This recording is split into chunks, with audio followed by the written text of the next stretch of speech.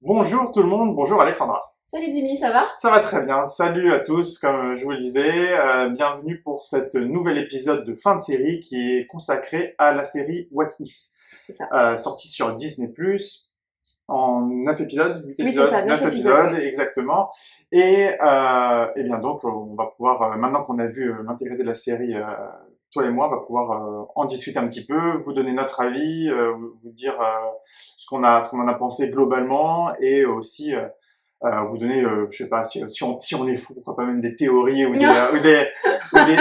des hypothèses sur les conséquences que pourrait avoir Le, cette série sur le MCU. le premier fin de série, tu avais fait une théorie du complot. Je m'étais Oui. même amusée sur le petit montage à mettre ça en rouge.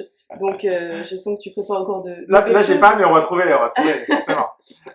Du coup, c'est logiquement, maintenant que le dernier épisode est sorti, Ouais, ah oui, et bien sûr, je précise qu'il y aura du spoil, hein, forcément, on va parler de choses qui ouais. sont passées dans tous les épisodes, notamment dans le dernier qui est assez crucial. Donc, si vous n'avez pas vu la série, allez la voir, et sinon, c'est parti. Du coup, C'est ça. qu'as-tu pensé, maintenant que qu'on a vu le dernier épisode, qu'as-tu pensé globalement de la série, et voilà, quel est ton ressenti, ce qui te reste après avoir vu la série? Alors, il y a plusieurs points sur la série. Globalement, c'était une bonne série d'animation. Moi, j'ai trouvé ça beau. Il y a de beaux combats. Les personnages sont propres aussi à ce qu'on a pu voir dans les films. C'était super au niveau du doublage, de retrouver aussi les voix des acteurs qu'on s'est habitué quand même à entendre, que ce soit en VO ou en VF. Alors, pas tous. Je crois qu'il y en a un ou deux qui n'a pas pu participer au projet, mais globalement, ils sont là. Grosse émotion aussi quand on entend la voix de Black Chadwick, ouais, Panther, ouais. de Chadwick sur ce personnage-là. C'était agréable. Ça propose aussi un autre contenu qu'on peut voir sur Marvel. On a beaucoup de films, beaucoup de contenu au cinéma, donc c'est intéressant que Disney ouvre un peu ça et rentre un peu plus en compétition, je dirais, avec DC, qui a quand même une grosse marge de manœuvre avec les films, notamment autour de la licence Batman. Même si évidemment ils ont créé le Spider-Man New Generation qui reste le meilleur film d'animation, c'était agréable. Après, globalement, c'est 9 épisodes où on en attend beaucoup pour en avoir un peu. C'est-à-dire que c'était bien, mais j'étais déçue d'avoir quelques et si pour être super hypée sur une fin d'épisode. Et on va en parler plus en détail. Qu'est-ce que ça amène en fait? Parce que c'est bien gentil de nous laisser des pistes, de nous laisser sur un épisode assez cliffhanger où on a des nouveaux gardiens du multiverse. Qu'est-ce qu'on en fait avec ce multiverse? Qu'est-ce qu'on fait de ces personnages qu'on retrouve là? Killmonger, est-ce qu'on va le revoir sur la tenue de Black Panther? Pour le moment, il n'y a pas eu d'infos. Est-ce qu'on va avoir ce Doctor Strange, entre guillemets, méchant, protecteur aussi du multiverse? Est-ce qu'on revoit le gardien sur cette forme-là? Voilà, plein de questions quand même suite à ce what if. Du coup, déjà, c'est assez rigolo que tu dises que ça ne fait que poser des questions, puisque déjà, rien que le titre de la série est une question, What If, Ouais, c'est non mais j'ai fait déjà, exprès parce que je suis vachement ah, intelligente. donc c'est déjà, mais en vrai, du coup, c'est soit ça c'est bien tombé, soit c'est plutôt ironique, Soit il commence à m'énerver vraiment. mais en gros, juste, c'est vrai qu'on a oublié de rappeler, mais le principe de la série What If, c'est de proposer, en tout cas au début, à travers chaque épisode, une version alternative de l'univers tel qu'on le connaît via le MCU, C'est ça. dans lequel un élément a changé, un élément déterminant a changé, et du coup a changé l'orientation du monde. Donc la théorie des univers parallèles, on a tous vu vous avez tous vu de la SF, donc vous avez forcément ça en tête. Et le Et multivers donc, qui a été lancé déjà avec Loki. bien sûr. Et donc le principe, c'est que par exemple, dans le premier épisode, qui était l'épisode qui a été un des épisodes qui était le plus dans la campagne de promotion de la série, Mmh. c'est Ouais. et si le sérum de super soldat n'avait pas été injecté à Captain America, à Steve Rogers, mais avait été injecté À Carter. à Jean Carter et qui du coup devient Captain Carter. Et donc on voit du coup à quoi ressemblerait le monde, la guerre contre Hydra, etc. Sous cet autre angle. Et on a comme ça à chaque épisode une variante du style et si Iron Man n'avait pas, si Tony Stark n'avait pas été capturé par les terroristes, serait-il devenu Iron Man, etc., etc. Donc on a à chaque fois un épisode comme ça. Et le gros truc que Marvel sait faire depuis des années, c'est proposer plein d'épisodes centrés sur un personnage, ce qu'il faisait déjà avec les films. Oui, Un épisode d'Iron Man, un épisode de Thor, c'est etc. ça. Ouais. Et un épisode final qui fait office de gros crossover où tous se retrouvent contre Mmh. un gros méchant, le méchant ultime qu'ils vont devoir affronter. Après, quelques surprises aussi sur le dernier épisode. Bon, comme d'habitude, on parle un peu de tout. Donc du coup, vous allez retrouver les personnages qu'on a mis en exemple sur les premiers. Donc Carter qui est dans la grande équipe, Black Panther qui est finalement Star-Lord, Killmonger, mais il y a Gamora, et Gamora n'a pas eu un épisode centré sur elle. Oui. Donc elle arrive un peu comme ça, donc tu comprends qu'elle fait équipe avec Tony Stark, et là je me suis dit, bon ok, peut-être que c'est moi qui est impatiente et qu'on veut encore plus, mais bon, c'est vous qui me proposez What If, donc moi, pourquoi on n'a pas eu aussi cet épisode-là? Parce que finalement, si vous marquez bien, après ça rentre dans la logique de Marvel, on voit très peu Steve Rogers, Captain America, on voit très peu Iron Man, où il est juste en backup sur d'autres personnages mis en avant. Aussi parce que c'est un peu la fin de ces personnages-là dans l'univers qu'on connaît. Ah bah oui, de toute évidence, si Tony Stark et Captain America sont vraiment absents de cette série-là, quasi absents, c'est parce que de toute façon, vu que ces deux personnages ont quitté le MCU dans les films de façon plutôt tragique, on va dire, et que du coup ça amorce une nouvelle génération d'Avengers, bah autant s'habituer à ne plus trop les revoir, quoi, pas trop les citer. D'ailleurs, il y a ce truc assez drôle dans le dernier épisode, au moment où il s'agit de reformer une équipe pour affronter le grand méchant. Quand on a le choix entre prendre Tony Stark et Gamora, bah, on dit à Tony Stark, non, tu es useless. Ça y est, c'est fini, quoi. C'est fini pour toi, t'es pas pertinent, on prend Gamora. Ouais. Parce que de toute évidence, Gamora et d'autres personnages qui étaient un peu secondaires avant vont être plus importants maintenant. Gamora, elle est pas morte? Écoute, tout peut revenir, techniquement. Théorie du complot. Non, mais on va rentrer dans la théorie, mais voilà, si Captain America a bien ramené les pierres telles qu'il l'a fait, ce qui ramène l'âme de ceux qui ont été sacrifiés. Enfin bon, on sait jamais. Tiens, en parlant de pierre, le moment assez ouf, un des moments où j'ai le plus rigolé, je pense, je sais pas si c'est bien pour lui, Thanos qui arrive devant Ultron. Oui, il fallait découper. Voilà, donc dans un des épisodes. Le mythe Thanos, c'est fini. Donc quoi. C'est dans un des épisodes What If, Ultron est devenu vraiment surpuissant, a gagné. Ouais. Il a gagné et à ce moment-là, une fois que sa victoire est achevée, Thanos débarque sur Terre pour récupérer la dernière pierre qui lui manque, parce que pendant ce temps, Thanos est en train de chercher les pierres. Et à peine arrivé sur Terre, Ultron l'élimine instantanément. Genre, Et du coup, ça me fait penser, souvent dans les autres fins de série, ou même globalement, nos retours, c'est est-ce qu'on sait faire des méchants? Est-ce que c'est pertinent aujourd'hui d'avoir des grands vilains? Bah là, pour le coup, ce qui m'a marqué, c'est Ultron.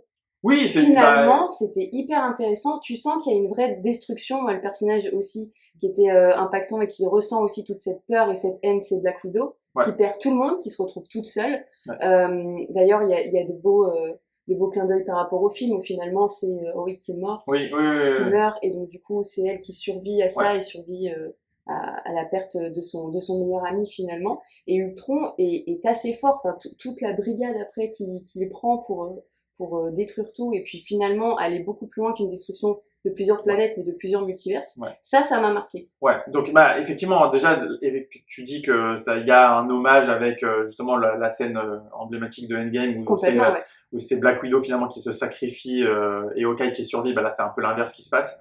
Et en fait la série comme ça elle fourmille de références au film qui sont entre le clin d'œil et le fan service, mais qui globalement servent comme dans les comics What If, parce qu'il faut pas oublier que ce principe des What If, ça vient des comics, hein, évidemment. Même si c'est très différent. Oui, bien sûr. Mais servent à rappeler que, au final, même si les personnages peuvent être radicalement différents d'un univers à l'autre en fonction des choix qu'ils ont fait, leur nature profonde reste globalement la même. C'est-à-dire que on peut imaginer qu'un jour ils nous sortent un What If, Black Widow et Hawkeye sont des ennemis jurés. Mais je suis à peu près sûr que dans cet épisode-là, s'ils le font, bah, au bout d'un moment, on va se rendre compte qu'ils s'aiment bien, ou il y a quelque chose, quoi. C'est-à-dire que on ramène, il y a toujours une structure rassurante, on va dire, pour le public, de retrouver un peu ses fondamentaux. Et donc oui, dans le traitement du grand méchant qui est donc Ultron, bah, du coup, ça fonctionne bien. C'est un gros méchant qui est vraiment une menace pour le multivers et qui nécessite une riposte efficace, comme l'était Thanos à l'époque, qui était une menace pour l'univers.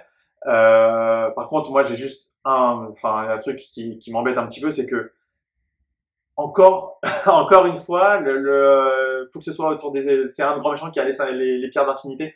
Bah oui. C'est-à-dire, il y avait dans toutes les façons qu'il y avait d'être une menace pour l'humanité, enfin pour toutes les espèces vivantes.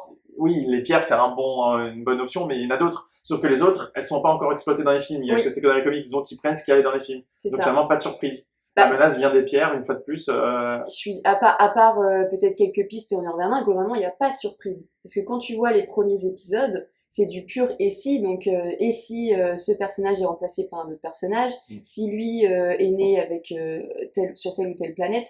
Enfin, ça n'a rien de transcendant. Et même, il y a quelques incohérences. Je pense à l'épisode de Killmonger avec Iron Man, où finalement, il va essayer de reconquérir le Wakanda.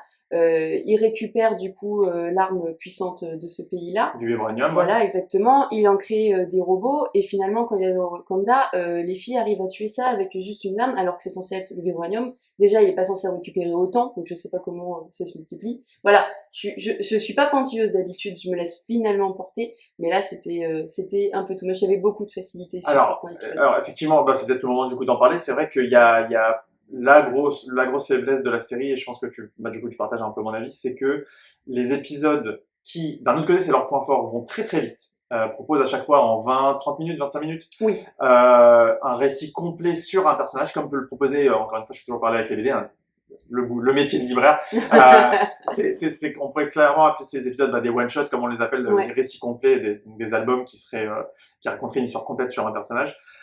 Donc du coup ça va très vite, le rythme est très soutenu, et du coup il y a d'énormes écueils scénaristiques et des gros problèmes de logique. Tu as cité cet exemple du Wakanda, mais on peut en citer un ou deux autres. Typiquement l'épisode où en fait Yondu arrive sur Terre, et au lieu de kidnapper Peter Quill qui deviendra Star-Lord, il kidnappe T'Challa qui va devenir Star-Lord. C'est ça. Ça n'a aucune logique, puisqu'en fait il vient sur Terre pour récupérer Peter Quill qui est un enfant de Céleste, quelqu'un qui a de la valeur, et il récupère T'Challa qui, à part sur Terre, n'a aucune valeur. Ouais. Du coup, il remplit pas son contrat et il le prend juste en lui disant bon j'aime bien ton regard, petit gars, c'est parti, on va conquérir la galaxie ensemble. Je me suis dit t'as envie d'un enfant en fait. Non mais ça y a pas de problème, ça c'était déjà inhérent au personnage, mais il n'avait aucune raison de prendre T'Challa plutôt que Peter Quill. Donc c'est ça c'est une grosse facilité. Il y en a d'autres. Il y a dans cet épisode très étrange, on pourra peut-être revenir dessus, avec Thor, dans l'épisode qui s'appelle du coup, en fait, dont la thématique c'est « Et si Thor était fils unique » et du coup n'avait pas grandi avec Loki. Et alors déjà, ce concept-là, c'était moyen, je pense qu'on aurait pu utiliser d'autres choses. Oui, mais du coup, le principe de cet épisode, c'est que sans Loki, Thor n'apprend pas à se surpasser, n'apprend pas à se canaliser, on va dire, et du coup devient simplement un petit fils à papa. Un enfant gâté qui passe son temps qu'à faire la fête et à amuser ses potes, et à trouver qu'une seule opportunité pour s'amuser, il la prendra de toute façon, il fuit ses responsabilités. Bref, dans cet épisode, il vient sur Terre pour faire la fête. Alors déjà, comment il sait qu'il faut atterrir à Las Vegas? Parce qu'il arrive direct à Las Vegas. Et alors qu'il avait aucune info sur la Terre, à part que la Terre c'est une planète où il y a des mortels, c'est sympathique. Bon, pourquoi pas. Et surtout, tout le ressort comique, puisque c'est un épisode comique de l'épisode, c'est que il ne faut pas que sur Asgard on sache qu'on est sur Terre, donc on est un peu profil bas. Pourtant, je fais un maximum de bruit. Alors, bien, il fait un maximum de bruit, mais surtout, ils arrivent sur Terre via le Bifrost, donc via le pont magique qui est normalement gardé. Qui est gardé par Heimdall, et Heimdall ne le voit pas. Alors qu'Heimdall garde le pont et après, c'est possible de surveiller. Oui, non, mais c'est ça. Et assez imposant, mais bon, mais c'est vrai que sinon, Thor n'aurait eu aucun autre moyen d'arriver sur Terre, à part de prendre un vaisseau, et ça aurait pris 150 ans. Mais il fallait bien cette facilité pour que l'épisode se déclenche, et voilà, après, ça n'influe pas sur la qualité de l'épisode en soi, c'est-à-dire qu'il est bon ou il est pas bon, peu importe, mais voilà, chaque épisode, il y a cette facilité scénaristique qui vient... Mais est-ce que du coup, selon toi, on l'accepte? On se dit, c'est aussi des premiers pas dans le film d'animation, finalement peut-être que ça reste juste du contenu comme ça et qu'on va en avoir plus dans les films, ou est-ce qu'on devrait être aujourd'hui un peu plus critique en se disant c'est des choses que ça peut pas passer, quoi. En temps normal, je t'aurais dit oui, il faut toujours rester critique, mais là je vais te dire, on est devant une série animée, ça veut dire que quand c'est animé c'est plus léger que live, hein, c'est pas ce que je veux dire, mais on est devant une série animée qui vient se caler entre bientôt de très très gros films qui vont venir apporter leur pierre à l'édifice, qui est un principe de what if, c'est-à-dire qu'en vrai tout ce qui a été mis dans ces épisodes-là peuvent être gardés pour la suite ou peuvent ne pas du tout être gardés. C'est vraiment des épisodes de toute façon sur des choses qui ont marché. Et donc dans ce cas-là, tout simplement, ce qu'on peut dire, c'est que c'est un divertissement. Bon, il peut y avoir des trucs un peu légers, mais si on a passé un bon moment, on a passé un moment, tant mieux. Si on a passé un mauvais moment, c'est pas grave, c'était que un épisode comme ça au pif, quoi. Donc en vrai, pour cette fois-ci, j'accepte.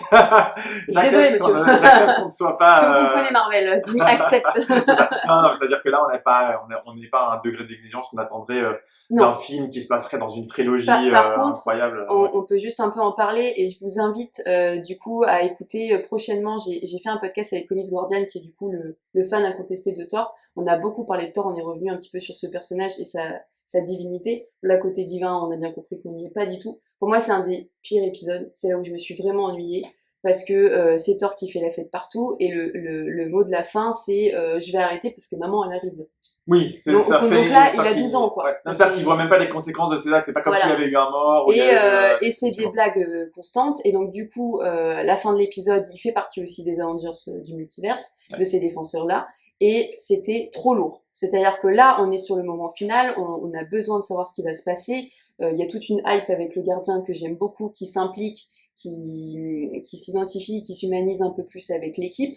Et il va toujours en dire une, c'est insupportable. Vraiment, j'ai pas Alors, supporté. le truc, c'est que la recette Marvel, c'est il faut toujours qu'il y ait un comique qui Oui. dédramatise la situation. Mais une phrase de temps en temps. Là, vraiment, pendant 5 minutes, Bah, en quand fait- ils se rassemblent tous dans le bar, c'est... Ouais, mais en fait, c'est une version condensée Et dans le combat aussi. Ouais, mais c'est une version condensée de ce qu'il y a dans les films. C'est juste que ils ont voulu mettre autant de lags qu'il y a dans dans un film de 2 heures, dans un épisode de 20 minutes. Donc forcément, ça donne une impression de surcharge. Euh, et oui, alors on peut ne pas apprécier cette évolution du personnage de Thor.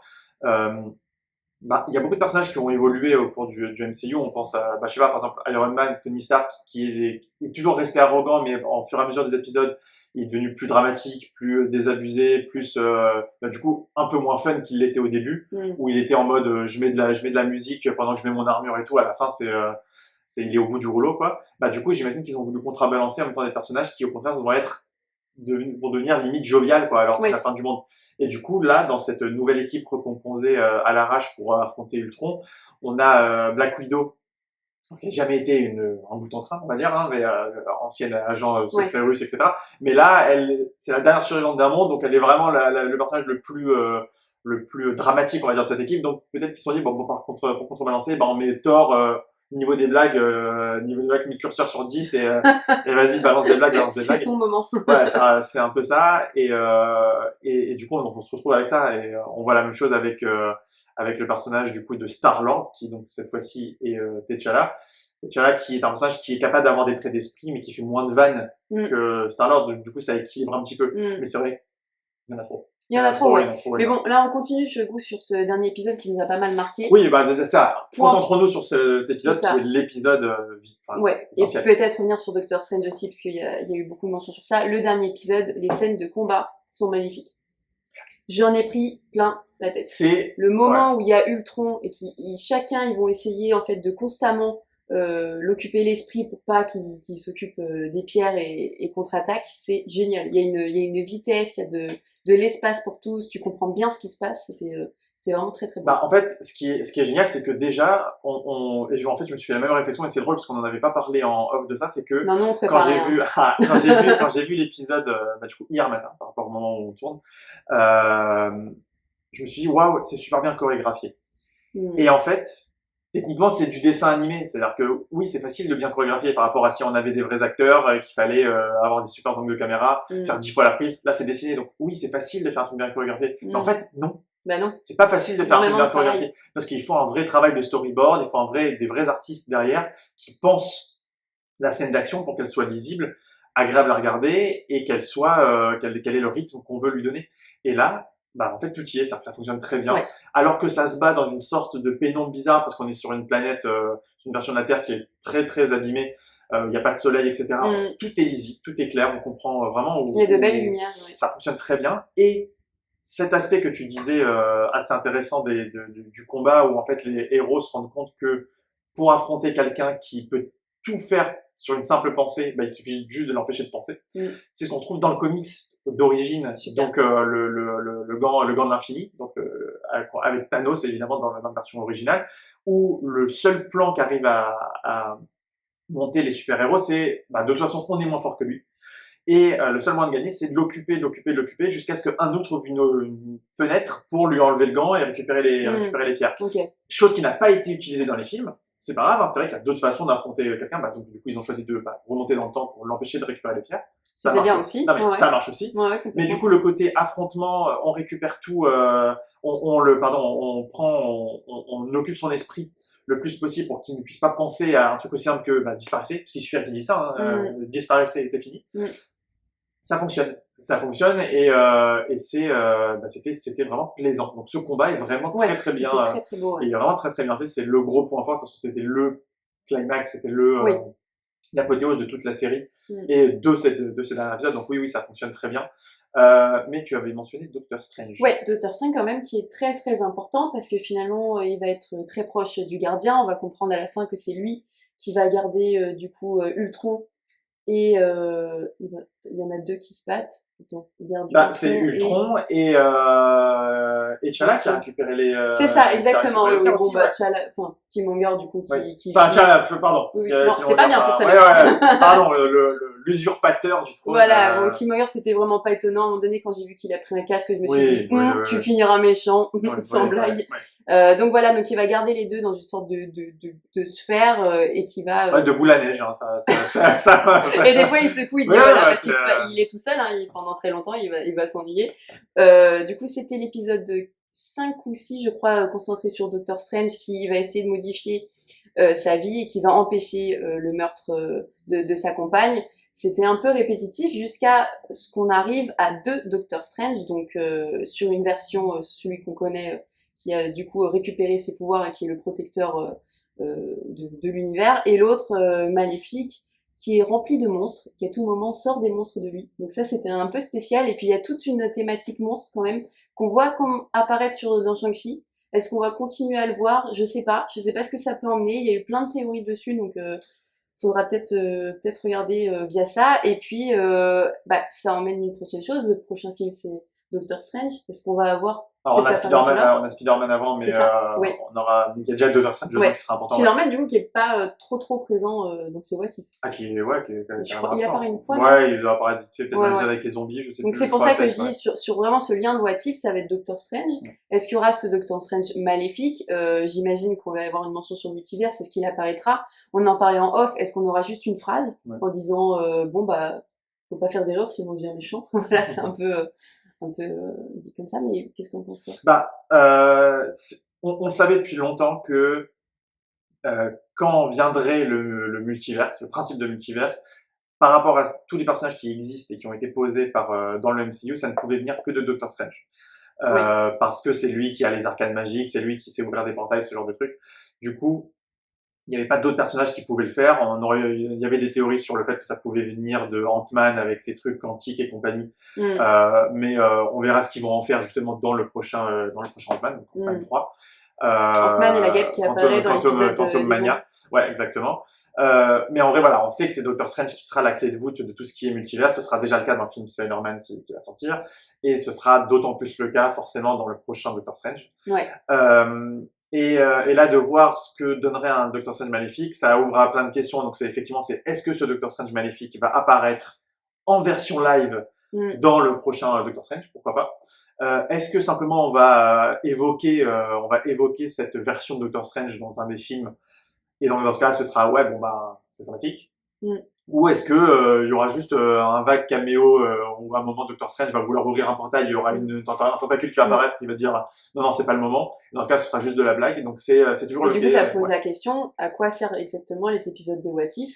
Est-ce qu'ils sont une sorte de moment de latence entre les films pour nous faire patienter et nous proposer du nouveau contenu? Ou est-ce que on va se piocher comme ça dans certains épisodes, on va piocher sur certains personnages qui sont réapparus et les faire vraiment apparaître dans les films? Est-ce que là, on a une vraie continuité? Est-ce que What If s'insère vraiment dans tout ça? Est-ce que par exemple l'épisode des zombies, est-ce qu'on va avoir les zombies? Parce que qui est un comics finalement. Oui, Marvel Zombies, ça existe, ça fait longtemps que c'est sorti, c'était donc il y a plus de 10 ans facilement. Et le principe c'était qu'effectivement il y ait des zombies et que le virus zombie contamine les super-héros qui deviennent des super zombies en quelque sorte. Et donc on a déjà vu ces choses-là, mais du coup, en discutant avec toi, là, je viens de me rendre compte d'un truc, c'est que là, tu vois, quand tu poses cette question de à quoi servent ces épisodes, comment on doit les insérer dans le MCU, qu'est-ce qu'on doit en faire, mais en fait, les épisodes What If dans les comics, ils n'ont pas d'autre vocation que d'être juste vraiment un divertissement. Ils ne Et servent donc, qu'à ça. finalement, juste la Bah, phrase et si, ça bah reste ouais, en mais suspens et ça bah, regarde. en vrai, au final, si ces épisodes-là ne sont là que pour proposer un répit dans la grande saga et Pourquoi pas, proposer une hein? petite version alternative, ce sera très bien. Et moi, j'estime que ce sera déjà très très bien parce que le taf est très bien fait. On est servi en termes de réalisation, en termes d'acting, hein, parce que comme tu l'as dit, c'est quasiment l'intégralité du casting original qui prête sa Ouais, voix à ouais. leur version animée. Euh, Puis c'était un rendez-vous ouais, sympathique le c'est ça, mercredi. c'est Après, ça. on s'est habitué aussi. Il y a toute une marketing, une communication de Marvel et Disney, d'avoir des rendez-vous comme ça sur cette plateforme. Ouais, On l'a eu du coup avec WandaVision, ouais, Falcon and Winter Soldier, oui, Loki, c'est déjà oui, énorme en si peu de oui. temps. What If. Donc moi j'aime bien ça, même si je suis pas forcément une grosse fan de Marvel plus d'ici. Bah, c'est quelque chose que j'attends avec Ouais. impatience. Donc Après, le voilà, pari est gagné, quoi. c'est ça. Mais le truc, c'est que le MCU a habitué le grand public à ce que tout soit connecté. C'est le Et problème, donc, je suis on d'accord. cherche tout le temps la fan théorie ou le petit élément dans le décor pour se dire, ah oui, c'est connecté. Mm. Donc Justement, peut-être que d'où ça les va faire. monstres. C'est Oui, ça que voilà. je te disais. Je Donc, regardais beaucoup de ouais. vidéos et à chaque fois, ils étaient là. Oh, mais le monstre qu'on voit avec les tentacules dans l'épisode 1 avec Carter et ensuite on a Doctor Strange Ouais. et finalement dans Shang-Chi. Les gars, ça suffit, hein. Ils ont peut-être pas Bah, tout pensé. mais de toute façon, et s'ils ont tout pensé, bah, on dira c'est des génies. Et s'ils n'ont pas pensé, on sera juste un peu déçus. Voilà. Mais en vrai, c'est Ou pas, pas, parce que c'est pas ouais. forcément ce qu'on Mais attend tout le temps aussi. on n'a pas nécessairement besoin que tout soit connecté. Enfin, je veux dire, Je suis d'accord. c'est cool de montrer que telle et telle chose se passe dans le même univers, mais c'est pas grave si tous les éléments sont pas repris. Voilà, moi je repense aux séries, aux anciennes séries de super-héros, bah, séries Netflix, donc que ce soit Daredevil, Punisher, Jessica Jones, Iron Hmm. Fist, etc. Euh, Ils se sentaient forcés de faire des allusions au film Ouais. parce que, je sais pas, parce que ils voulaient rassurer le public que oui, vous inquiétez pas, ça se passe dans le même univers, donc regardez quand même. Hmm. Euh, Mais c'était pas très délicat, Sauf hein, que pour le c'était coup. des simples allusions et qu'à part ça, c'était vraiment complètement déconnecté. Ouais. C'est-à-dire que c'était vraiment déconnecté. Et bah, du coup, ça fonctionnait quand même. Je veux dire, ça n'entachait pas la qualité de certaines des séries et ça ne sauvait pas les séries qui étaient un peu moins bonnes. De toute façon, nous, on le sait aussi que c'est connecté. Je veux dire, Oui, on n'est pas obligé d'avoir oui, le constat oui, direct oui, et mais nous bien sûr. montrer, nous dire comme C'est si on ça. était. Et c'est pas grave si finalement la version apocalyptique de Black Widow, on la revoit jamais, ou même ne serait-ce que Ouais. jamais évoquée. Ben voilà, on a vu à quoi ressemblerait le monde si Ultron avait gagné et qu'il restait que Black Widow. Ben, bah, Mm. voilà, c'est fait. Ouais. Pas besoin Et si, d'épiloguer, c'est fait. voilà. Voilà, c'est ça. Voilà, donc globalement, voilà, pour conclure, en tout cas pour ma part, Peut-être avant de faire une ah oui, conclusion, parler du gardien. ah Qu'est-ce que oui, tu en as c'est pensé? vrai Parce que c'était que un le personnage quand même personnage, c'est vrai, important. c'est Ouais. un nouveau personnage, techniquement, Ouais.